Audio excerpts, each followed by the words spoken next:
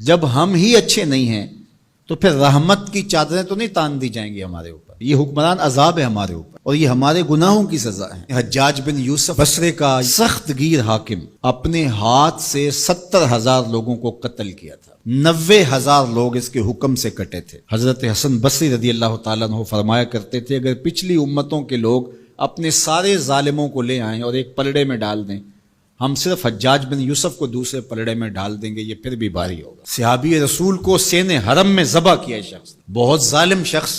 تو کسی نے جرت کی، جرت کرنے والے ہر دور میں ہوتے ہیں، اور کہا کہ تو نے حضرت عمر کا زمانہ دیکھا ہوا ہے، اگر تو بچہ تھا اس وقت، ان جیسا انداز حکمرانی کیوں اختیار نہیں کرتا، اتنا بڑا ظالم کیوں ہو گیا تو حجاج بن یوسف نے جو جواب دیا وہ 2 لفظوں میں تھا. اس نے کہا تبازروا اتعمر لکم، تم ابو ذر بن جاؤ میں عمر بن جاتا ہوں.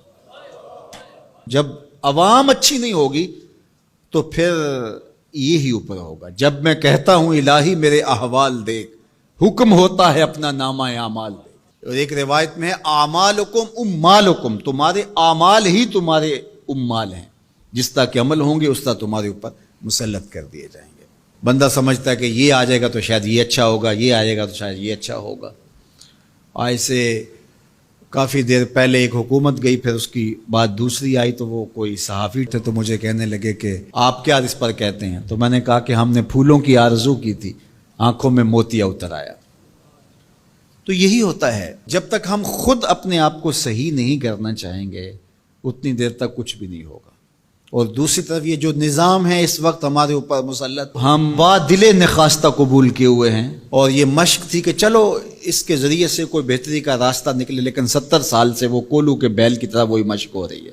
سیاستدانوں کو تو یہ مسئلہ ہے کہ جمہوریت بڑی مقدس ہوتی ہے، ہمیں تو کوئی مسئلہ نہیں ہے کہ ہم اس کے قصیدے پڑھتے پھریں. جمہوریت ہے کیا؟ اقبال نے کہا تھا کہ یہ راز ایک مرد فرنگی نے کیا فاش، ہر چند کے دانا اسے کھولا نہیں کرتے. جمہوریت ایک طرز حکومت ہے جس میں بندوں کو گنا کرتے ہیں، تولا نہیں کرتے. چاہے ایک طرف 100 گدھے ہو جائیں اور دوسری طرف جو ہیں وہ سمجھدار ترین علماء ایک طرف ہوں، تو وہ گدھوں کی بات مانی جائے گی. جمہوریت تو یہی ہے نا. اور ہم صرف ملک کے معاملات کے اندر جمہوریت کی رٹ لگاتے ہیں، باقی معاملات کے اندر ہم نے کبھی جمہوریت نہیں دیکھی. جب بیٹے کا رشتہ کرنے لگتے ہیں تو گھر کے افراد کو بلا کے، رشتہ داروں کو بلا کے ووٹنگ کرواتے ہیں، یا صرف گھر کے 5-4 وہی جو صاحب رائے لوگ ہوتے ہیں وہی بیٹھ کے فیصلہ کرتے ہیں. میں اپنے اس ادارے کے اندر جو فیصلہ کرتا ہوں ووٹنگ تو نہیں کرواتا. آپ اپنی فیکٹری کے اندر جو فیصلے کر رہے ہوتے ہیں تو وہاں ووٹنگ تو نہیں کروا رہے ہوتے لوگوں کو. آپ جو بھی معاملات زندگی کے چلا رہے ہیں، رشتے کرتے ہیں بچوں کے، فیصلے کرتے ہیں، کوئی چیز خریدنی ہے، کوئی چیز بیچنی ہے، اس شعبے کے ماہرین کو بلا کے رائے لیتے ہیں، سمجھدار لوگوں کو بٹھا کر کے. اس وقت آپ کی کچن کیبنٹ بھی ہوتی ہے، سب کچھ ہوتا ہے اس وقت. اور یہ ملک اس قدر بے توقیر ہے کہ یہاں آپ اس شخص کی رائے لے رہے ہو کہ جو بریانی کی پلیٹ کے اوپر بک رہا ہے، اور آپ کہہ رہے ہیں کہ اس ووٹ کو بھی عزت ہونی چاہیے، اس کو بھی وقار ہونا چاہیے. کیا بات ہوئی آپ کی؟ ہماری تقدیر اگر بدل سکتا ہے تو وہ نظام محمد صلی اللہ علیہ وسلم بدل سکتا ہے. نظام خلافت ہماری تقدیر بدل سکتا ہے. ہم مشق کرتے رہیں، جو بھی کرتے رہیں، کچھ نہیں ہونے والا. ماضی میں کتنی حکومتیں آئیں، بدلی، اب ایک حکومت آئی، اب یہ بھی شاید جانے والی ہے، قصہ تمام ہونے والا ہے. پھر اس کے بعد کیا ہوگا؟ یہاں ایجنسیوں کے لوگ بھی موجود ہیں، میں میسج دیتا ہوں کوئی ملک کے اندر سے سنجیدہ لوگوں کو اکٹھا کرے. 22 کروڑ کی عوام میں سے کوئی 100 آدمی بھی نہیں ملے گا جو دیانتدار بھی ہو، خیر خواہ بھی ہو اس ملک کا، اور باصلاحیت بھی ہو. ان لوگوں کو بٹھائیں اور کوئی 10-15 سال کے لیے ان کے سپرد کریں ملک، کوئی معاملے سیدھے کریں. غریب کے لیے تو زندگی اتنی تنگ ہو گئی ہے کہ خودکشی منع ہے شریعت میں، ورنہ لوگ خودکشی کر لیں. یہ حالات اگر یورپ میں ہوں، دیگر ممالک میں ہوں، تو وہ تو اجتماعی خودکشیاں کریں.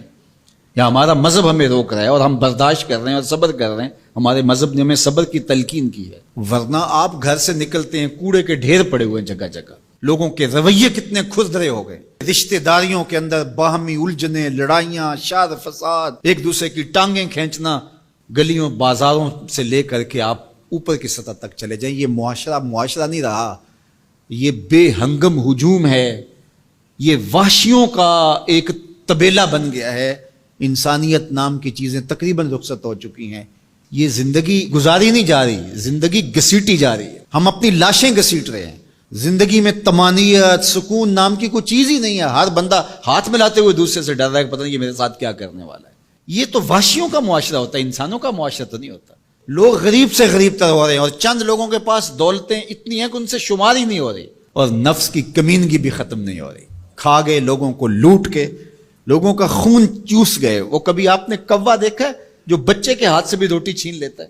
یہ ہمارے جو بچے ابھی پیدا ہونے والے ان سے بھی روٹی چھین چکے ہیں, اور آگے ان کی نسلیں ہماری آنے والی نسلوں کی روٹی چھیننے کی تیاریاں کر رہی ہیں. تو ہمیں اپنے آپ کو صحیح کرنا ہوگا, اور میں مشورہ دیتا ہوں میری یہ باتیں ضرور پہنچائیں کہ خدا را رحم کیجئے. جو اپنے بند کمروں میں بیٹھے, انہیں نہیں پتا کہ لوگ کس طرح سسک سسک کی زندگی گزار رہے ہیں, کیا اذیت ناک زندگی ہے لوگوں کی. تو اس لیے خدا را اس ملک پر رحم کھائیں. جن کے پاس قوت نافذہ ہے وہ ضرور اس کو استعمال کریں, اور کوئی ایسا فیصلہ کیجئے کہ جو یہ پج مردہ معاشرہ پھر سے جی اٹھے.